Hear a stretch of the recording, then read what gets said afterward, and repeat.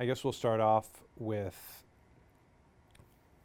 a little bit different picture now than a month ago. What has the adjustment been like within the entire health system? Well, Adam, there are a lot of adjustments. Many of the um, rules and just boundaries that we've held for many, many years have been adapted out of necessity. And they're appropriate adaptations, but that's part of what makes this difficult, is we want to adapt and we want to be proactive. We don't want to go too far and make mistakes or need to wind back decisions that we make. So there are many, many changes, and there's a long list of state and federal regulations that have also been adapted to assist us in our adaptations, but steps that they've taken that we would not have anticipated. Speaking of anticipation, I can only imagine that in your role there have been many talks, a lot of literature about what a situation like this would look like. What have been some of the key surprises to you that perhaps people didn't think would happen? Well, there are, I don't necessarily want to call them formulas, but there are approaches and patterns that have been known for many, many years on how to approach pandemics. But the last real significant major global pandemic of this kind is nearly 100 years old. And so personal experience is such a powerful teacher that theoretic writings about these things, or writing about smaller epidemics or smaller pandemics and extrapolating them to one of this size, don't always capture all the things that you would otherwise have liked to have known. But I would say one of the biggest challenges is just the constant cultural, philosophical mind shifts that we're making. And we try to make those thoughtfully and with an evidence and scientific base. But we're emotional beings, and it's stressful for people. And so there grows out of that stress rationales for lots of things that don't always get balanced in the work that we do. So we're just trying to receive input from many sources, identify the most important fact-based information, and then make meaningful decisions out of that. What's one of the perhaps misguided rationales that you've been trying to address over the last 2 or 3 weeks? Well,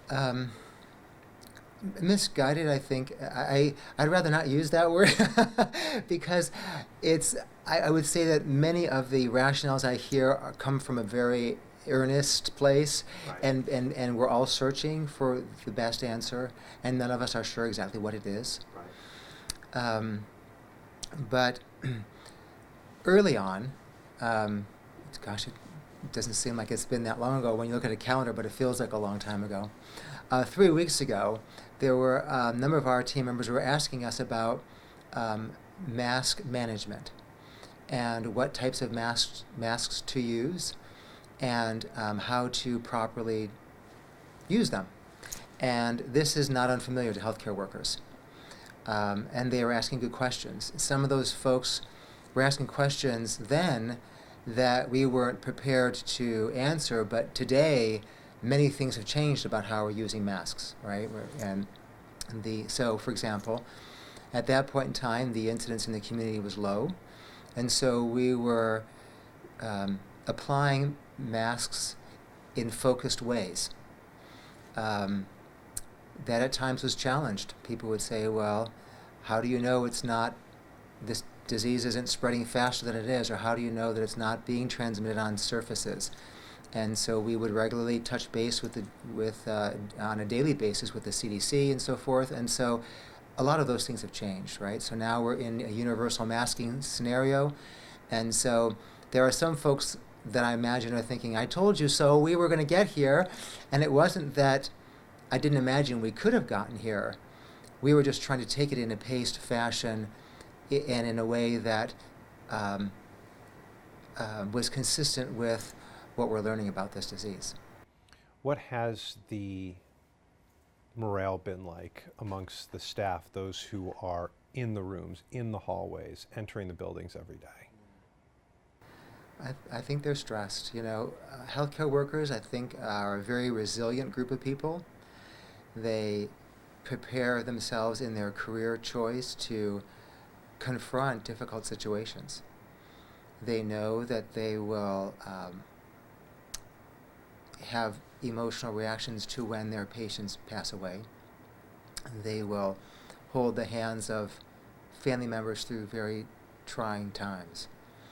So these individuals prepare for that, and they take pride in their ability to manage that, and they do a wonderful job. But I think overall people are feeling uncommonly stressed because this is a very new scenario, and we don't have all the answers, and we want to protect them, and we want to protect our patients. And so the uncertainty of it, I think, has been unnerving. When we talk about the surge, at this point, given the number of ICU beds that Rochester Regional has, the ventilators, the PPE, do you feel like you're prepared for a surge in our community? Well, preparation is a continuous process. It's not a moment of arrival, and at least in my mind it's not. There's been incredible efforts, incredible good preparatory actions that have been put into place. There's still a lot of work for us to accomplish between now and the day that we may see a large surge. And we're working hard to understand the predictive models so that we can be as accurate as possible. And but if there is a massive surge in the community, it will be very difficult for all of us to get through that and to triage resources and to prioritize resources in a way that is for the greatest good.